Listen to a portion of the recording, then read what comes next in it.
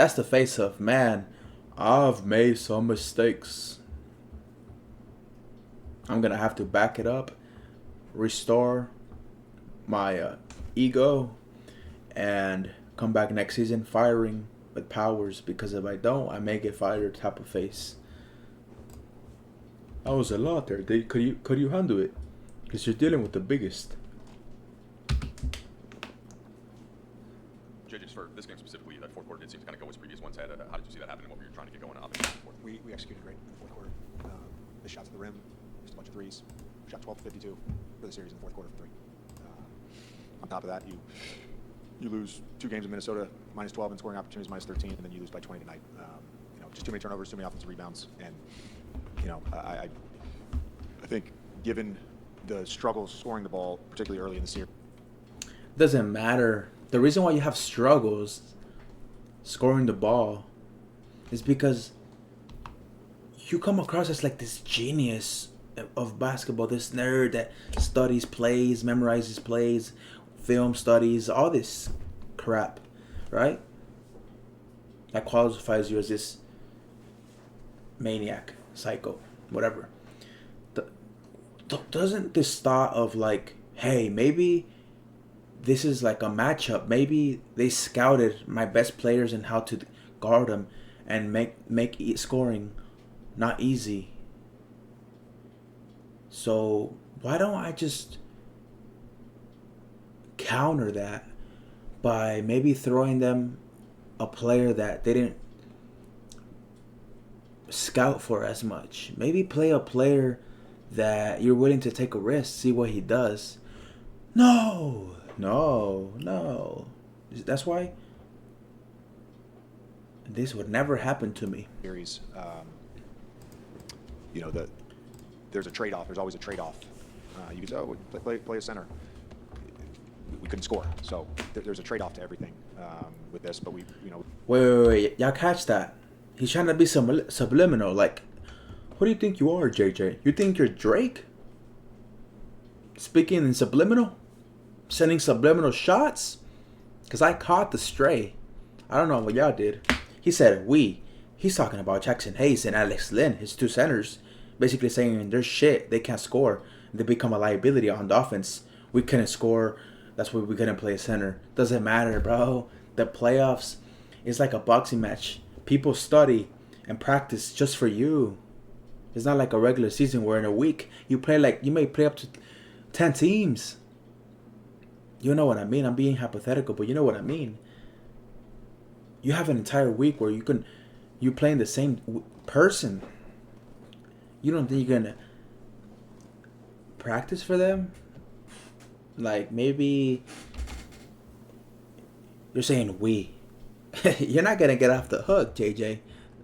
The Laker fans, so I've even heard a lot of them been telling me in my DMs. They've been hitting me up, talking about, hey, they want you fired. Let's not go as far as that yet. You're still bright. You still have a potential. There's still a lot. You weren't as atrocious. You did do something, but you didn't do much. The struggles scoring the ball, particularly early in the series, there's a trade-off. There's always a trade-off. You can say, play a center. We couldn't score, so there's a trade-off to everything with this. But we obviously put ourselves. I couldn't. Translation: I couldn't trust my tallest guys on my team. Therefore, I had to go small, like a dumbass. In position to be in the game 3 times in the fourth quarter and just came up short every time. But again, I'm not gonna let him off the hook, bro. Because if I was in JJ Redick's shoes, I would have not made these stupid, silly decisions. The offensive part of it tonight in particular was we missed wide open threes. We missed a couple shots at the rim. We got good looks. JJ, kind of going into the series, I think one of the thoughts was that because you guys had LeBron and Luka in close games, particularly on the stretch, like these are 2 of the best closers of all time. Did you see signs that their chemistry maybe in the fire wasn't where it needed to be in terms of, kind of one guy going, one guy not going? Were they together enough? Or was it kind of what you'd expect considering this team changed in mid-February, or early February, sorry? Yeah, I mean, we played 13 games. with our playoff rotation in the regular season. Bron and Luka obviously played more than that together, but these things take time. Luka just went through it in Dallas with Kyrie, and doesn't happen overnight. We obviously wished that I wouldn't call it chemistry because they have chemistry, but that part of it we could figure out better, and we were, I guess, in a better place and more comfortable with that in the fourth quarters of playoff games. But that partnership and that relationship is more than solid. What was your message to the team after the game tonight? I think there's always a mix of disappointment and gratitude. But certainly disappointed and not something that I ever envisioned with this team. Having to go in and talk to them, after losing the first round. But give Minnesota a lot of credit. They're a really good basketball team, and I think our guys played hard enough and did all the right things. We tried to make it work with what we had and came up a little short. JJ, how's Luka's back doing, and what did you see from him in terms of trying to just gut it out in the second half? I assume it's tight. I don't know. I know he can play. Obviously, he had some good stretches there in the second half, scoring the basketball. You went with Kleber tonight. Kind of didn't show your cards pregame about that. What was the thinking there, and what do you think he gave you after not playing like 3 months? Yeah, I mean, I just played 3 minutes in the first half and whatever 3 minutes in the second half. We knew it was going to be spot minutes. He obviously had a very tight minute restriction, but just positional size. He's also just an incredibly intelligent player. I thought it's similar to Dell, where the things that he does at a high level don't always show up in the box score. But obviously would have loved if he made that corner three, but wasn't the only one to miss corner threes in the fourth quarter. Missed the first, I think, maybe 1 or 2 questions, so sorry if this were asked, but Rudy, he was being on offensive glass throughout the series, but tonight it seemed like he was able to convert more of his shots near the rim. What were you seeing that gets led to that, his more success on He's the really team? big, and he's really big. It's one thing if he's the only one down there, and it's another thing if there's multiple crashers. And they all have the license to crash. McDaniels, DiVincenzo in particular, Randall as well. But McDaniels and DiVincenzo are crashing nearly every shot, so you have to account for them. Plus, Gobert's just bigger than everyone. Hey, JJ, obviously emotions are raw right now, but third seed finish obviously didn't end the way you wanted it to. But on a personal level, how would you evaluate your first season as head coach of this team? I'll use my own thoughts to evaluate myself, and I'll use what my players say and what my coaching staff says to evaluate. But I know I can be better, and I know I will get better. I don't necessarily take any satisfaction from how the year went. That's not to say I'm not proud of what the group was able to do and how we were able to figure things out on the fly and put ourselves in a position to have home court in the first round. But there's always ways to get better, and I can get a lot better. That's it, buddy. That's all you have? Okay, the guy that he should have played, the guy that he said he trusts in the media, but he didn't play him a lot. Pathetic. I wonder what you have to say. He's gonna say some PR media trained answers. Very sad to see. You could be that tall, and they think you're a waste of talent.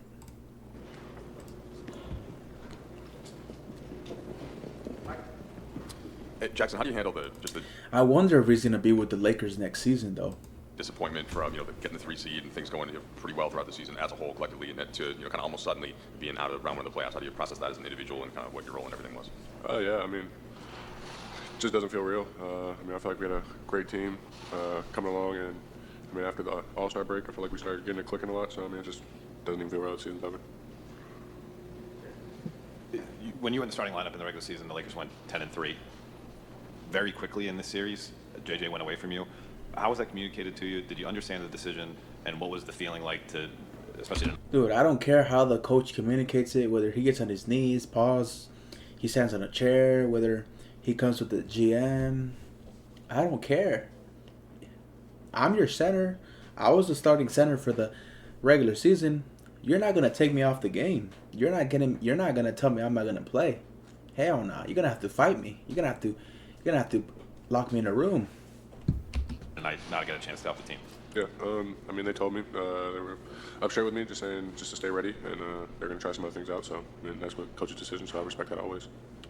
Jackson, in which ways do you feel like you grew this season, and what? PR answer, bro. Can never be me. Can never. Like, yes, you have to respect your coach's decision, but sometimes not every decision they make is the right decision.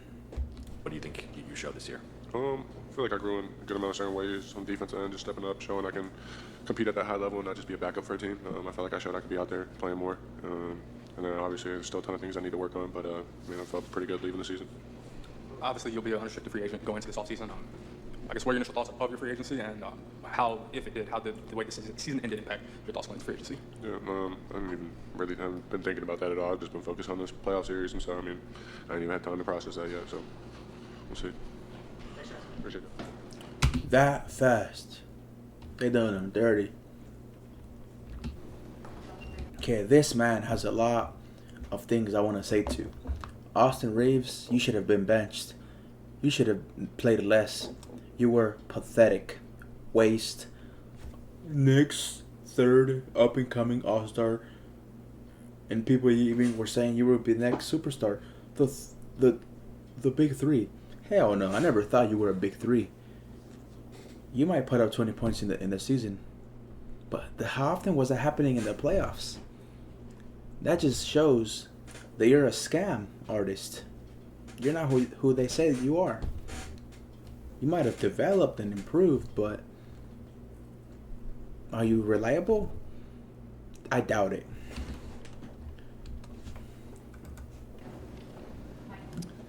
Also, because games 3 and 4 and tonight all close in the fourth quarter, and you guys How's it 1.5 speed and there's still this talking this slow? unable to prevail, and all of a sudden the series is over. How do you kind of gauge that emotionally relative to what your hoping and expectation was when round 1 started? Obviously, this wasn't our expectation, our goal.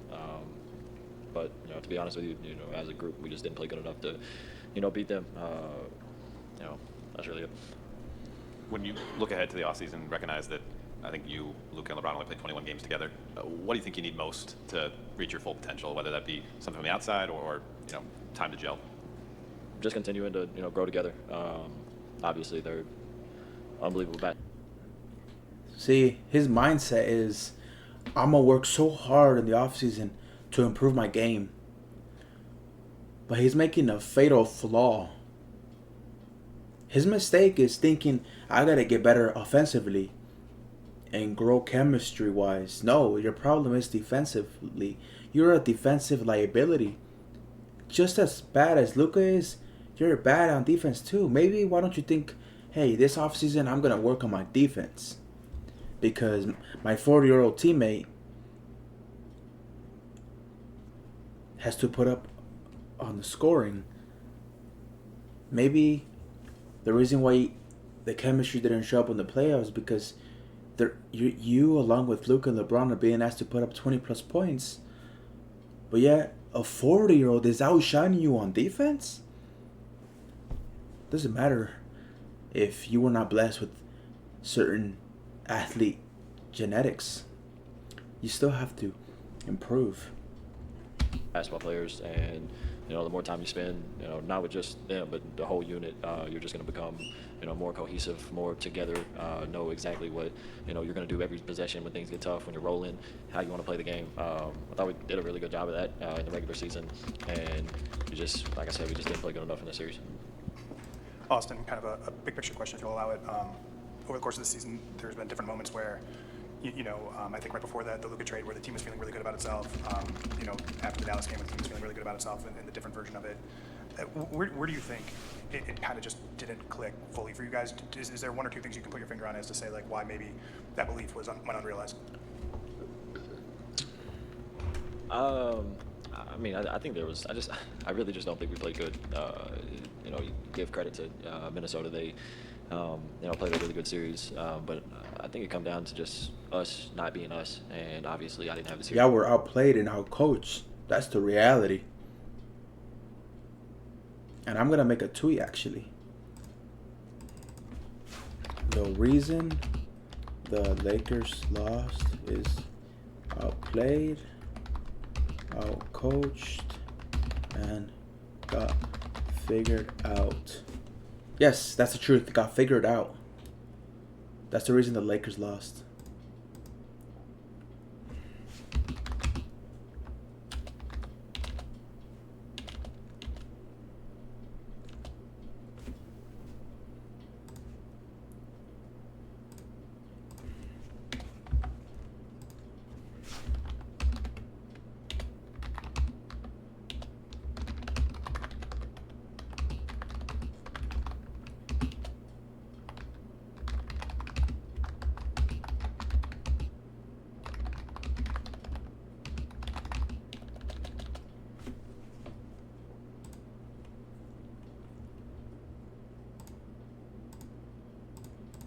series that I wanted to have.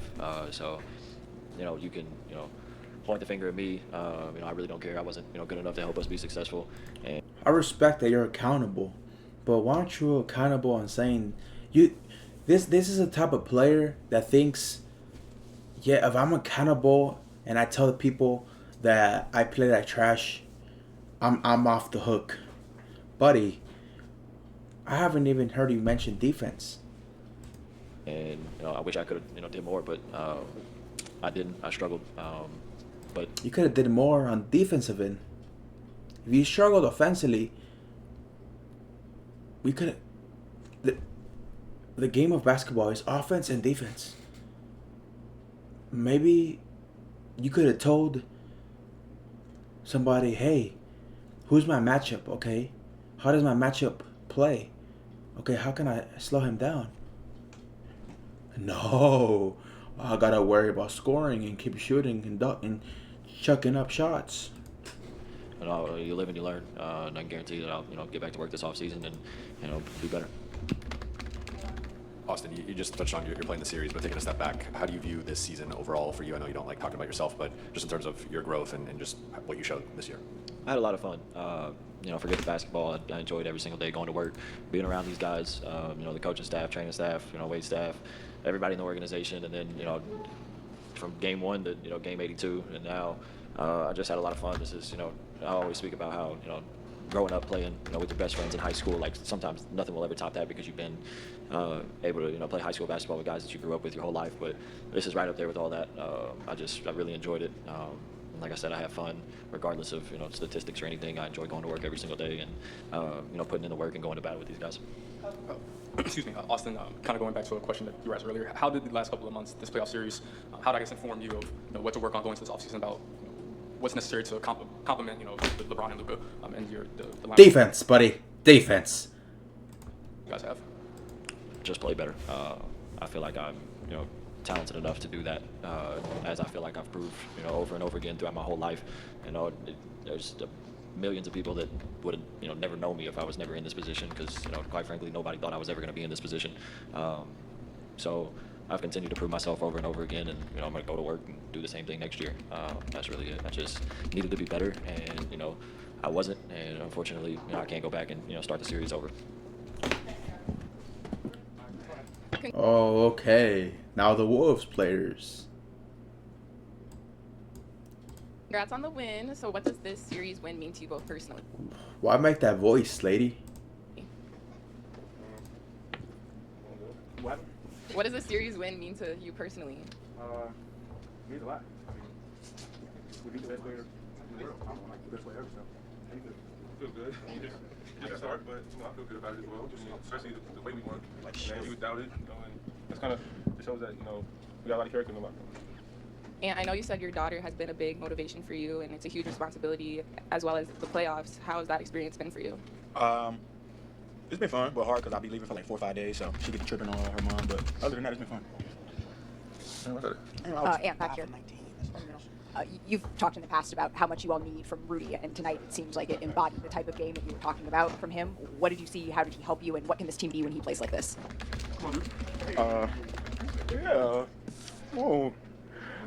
Rudy played phenomenal, man. He played almost 40 minutes tonight. 12 for 15 from the field. Yeah, we can't ask nothing. He had 24 rebounds. He was a dragon tonight. Rudy was the dragon. Yeah, he was a dragon tonight for sure. Yeah, for sure. Nah, he wasn't. Seeing them laugh. As much as I like Anthony Edwards, I'm okay with black men having charisma and confidence.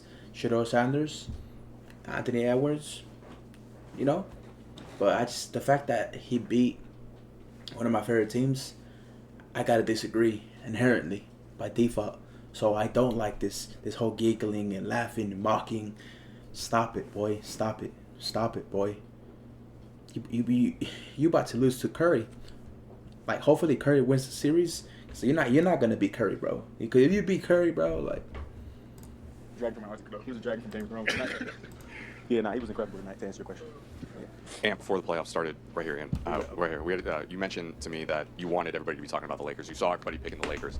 How does it feel now to emerge from this series victorious the way that you guys had, the way you did, and to prove those kind of people wrong? What makes it feel even better is that they said Lakers at 5, and the Wolves won at 5. So I think that makes it 15 times better. That's like my opinion. They can't hear me? Who can't hear me? I don't care about the TV. Before you said this is a team that could talk to each other, and I remember back in November, you were sitting here like after loss to the Kings saying this team couldn't communicate with each other.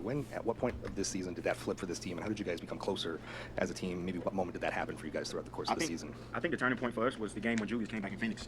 I think that changed everything. We knew we needed him, we was missing him, and we was just missing that piece. Did Dante come back that game too? Yeah, so when they came back, it kind of changed everything. Like our whole demeanor changed. We had like a team meeting with Finchie and the coaches, and like they got on us, and they feel like everybody responded the right way. Like everybody went to look in the mirror and said, you know. Honestly, I don't care.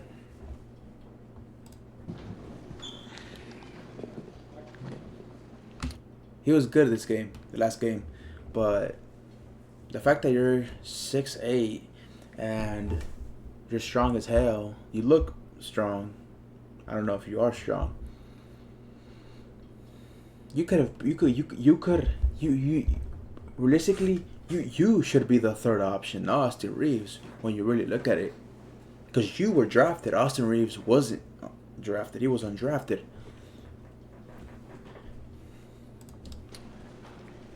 Rui, how do you mentally handle this? I start right here, going into the offseason, when you guys had a lot of hope and belief in what you're going to be able to do, and to have it kind of end in this way, and just what do you feel like stand out to you the most as you head into the summer? I mean, it sucks, We definitely didn't expect Jazz to get eliminated in the first round. We're pretty, we felt pretty good about it before the series started. So, it's kind of sad, What do you think this team needs in order to match up the expectations A center. have for yourself? And get better at defense, Luka and then Reeves. If that's gonna be your two starters, they gotta work on defense this offseason. With the performance in the postseason?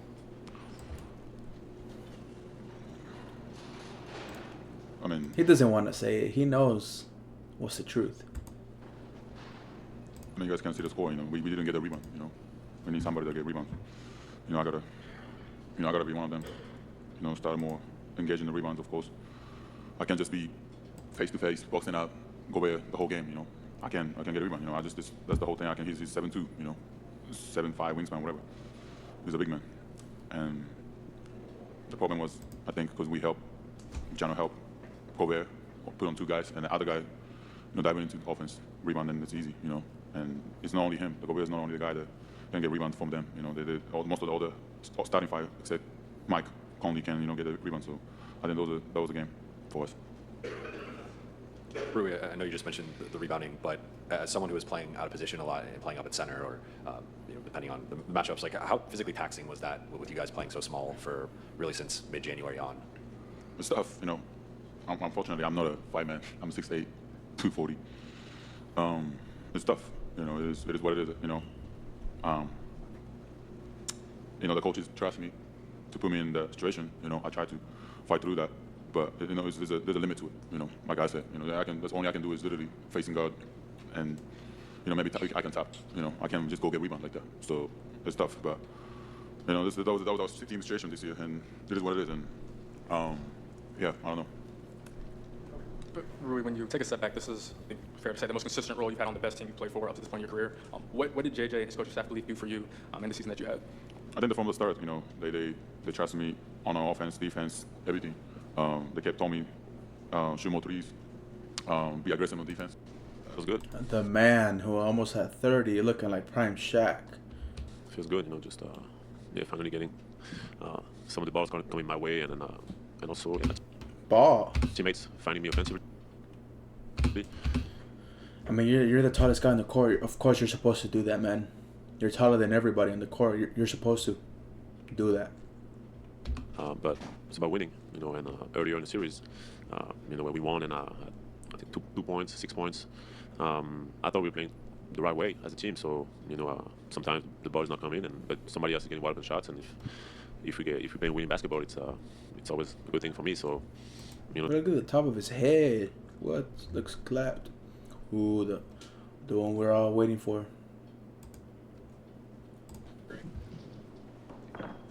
We can save it for the end.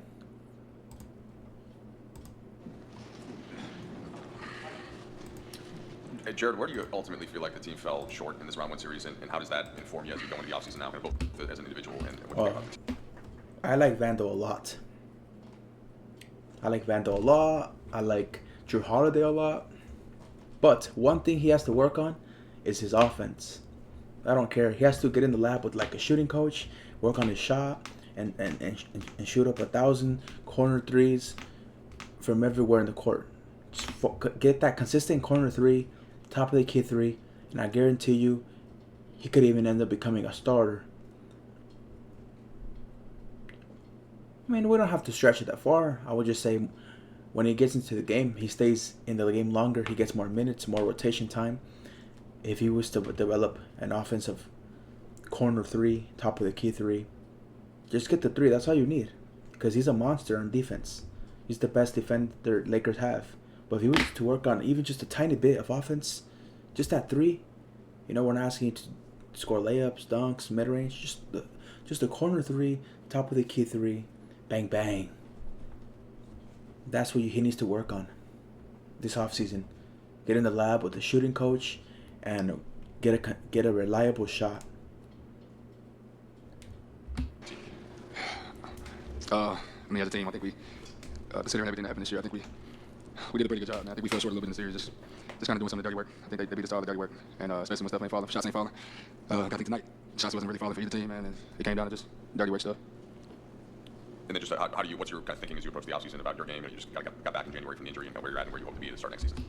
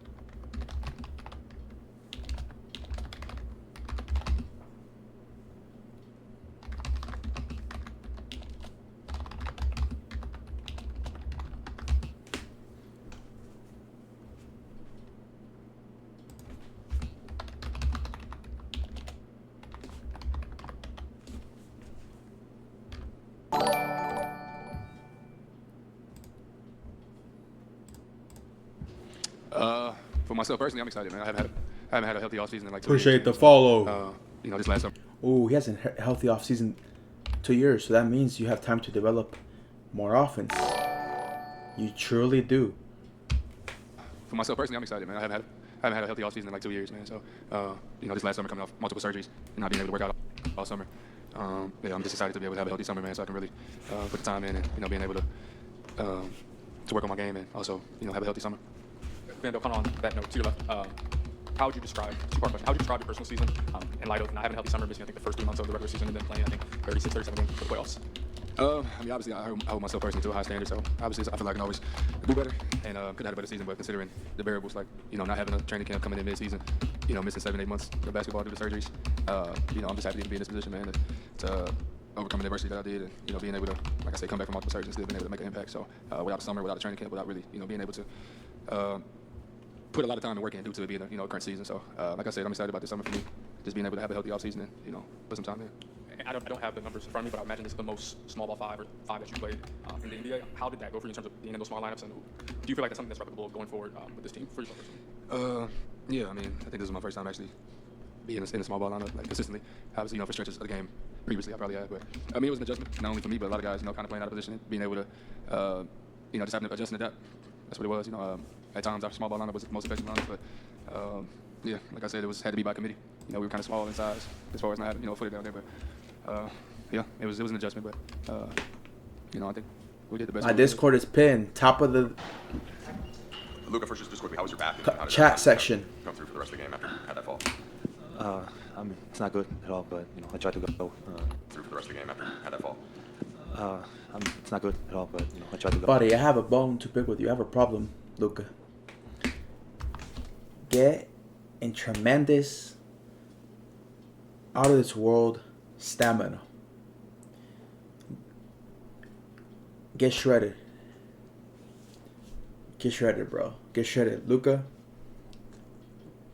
this season, as offseason, I want you, the majority of your development, spend your offseason becoming the best defender you could ever become. Tap into your full potential. Become a complete player. But you don't want to get lapped by Edwards, do you? Become the best defender you can be. Work on your defense. That's what I'm telling you, sir. Come on, Luka. Come on. That's what you need. You see the way Ant was coming at you? That should motivate you. That it's the defense side of your game. There's more development there needed to be had. Come on, man. You think because you put up 35 that's enough. Not in today's league. Not in today's league. We're not in the 80s no more, man. So that's it. Been a crazy couple of months. What stands out the most to you right now is after a tough series loss? I mean, obviously sadness. I think I didn't play the way I should. I think as a team we didn't play the way we could. But I think congratulations to Minnesota. They played a hell of a series. They were the better team, honestly. You followed the finals run last year with the first round exit this year, and obviously where you were playing was out of your control. What's your thought process in terms of like what you need to do to reach your goal to win a championship, whether it be your individual contributions or what this team needs to do to get towards that goal? Yeah, I mean, there's obviously a lot of different things we can do. I can do. Obviously, everybody got to get better. And, we're gonna have a long summer, and we should focus on what we can improve as a team, as individuals, so everybody. Defense. Luka, I know we're still 3 months away, but we probably won't get to talk to you before then. So August 2nd, you're extension eligible. Have you thought at all about your future in the summer? I didn't think it yet. It's been not more focused on basketball, so obviously this is the time, now to think about everything. Luka, slightly along those lines, how was your time as a Laker? Big picture, after kind of shaking off the shock, or as much of it as you were able to shake off in the trade, what did you think about your time here, and can you see some sort of long-term future for yourself in the city and this organization? Yeah, I mean, it's been great, honestly. The way the fans accepted me, it's been amazing. The way the community accepted me has been amazing, so I'm really glad that I'm here. Is the best scorer in the history of the NBA. Where do you think you guys were at in the process of figuring out the best way to play with one another, and do you think that at all was a factor in kind of the fourth quarter struggles in the series? I think you guys only averaged 17 points in the fourth quarter with some of the best closers in the NBA. I think it might be not. So I don't really know. It's tough to get that chemistry on the court without any practices. So I'm really excited to have the preseason with those two. So we can learn about each other on court a lot. I look back like with Kyrie when he got traded to the Mavs. We didn't really connect on the court. Like we didn't really know each other's games. Obviously see the game, but you don't see in the game as teammates. So we can see next year we kind of we had preseason together, and it was just amazing. And that's how I look at it. It's tough not having practices and that stuff. But I'm excited about the preseason, having to learn about each other. Luka, ¿qué significa representar la playera de los Lakers? Siempre se habla que los jugadores del equipo se crecen con esta franquicia. ¿Y crees que si es tan grande y sientes esa presión como lo que representa Real Madrid? What the fuck is happening?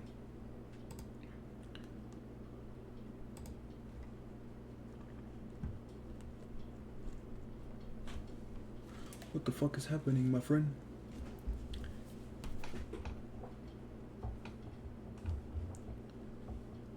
What the hell is happening? ¿En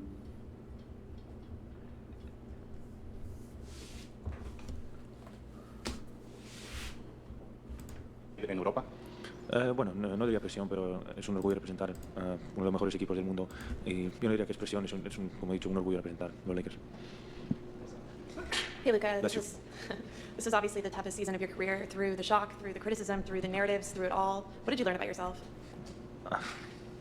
I don't know what I learned about myself. Like I said, I think now it's going to be time to process everything. Just emotionally, just going through it all, looking back. So I'll let you know in the preseason what I learned about myself. Look, I wanted to zoom in kind of on this actual game. You scored 13 points in that third quarter, kind of helped propel that run that gave the team a second chance there to win the game. What did you see out there that you were able to take advantage of during that period? I think we just, defended well. Then we played with a lot of pace. So I just think of that, we're sharing the ball. We got everybody involved. So I think. All right. Anyway, let's get to the point, man. Is LeBron going to retire? LeBron LeBron, you've been through it all in the NBA. Just wonder how you go into an offseason after year 22, when you probably had high hopes heading into the postseason that it didn't end abruptly like this. I mean, I don't know. I mean, obviously, for me, since my first NBA Finals appearance, I think in 2007, the moment I got an opportunity to be a part of that and taste that feeling, from there on, every season that I did not make it to the finals or did not win a championship has been a disappointment. So it'd be the same for me, it'd be the same offseason of disappointment and unfulfillment, have an opportunity, to play longer and give yourself an opportunity to play for the Larry O'Brien Trophy. So nothing changed for me. The fact that you're going to enter into an offseason on a roster that has Luka Doncic, that secured the number 3 seed in the West in a really tough West this year, what type of thoughts does that give you about your end game, and how many more years will we see you play? I hate that you keep asking LeBron, when is he going to retire? Just stop it, man. Stop. You sound like a stupid idiot. Like, just let him retire whenever he wants to retire. I don't know. I don't have an answer to that. Something I sit down with my family, my wife, and my support group, and kind of just talk through it and see what happens, and just have conversations with myself on how long I want to continue to play. I don't know the answer to that right now, to be honest. So, let me see. LeBron, kind of two along those lines.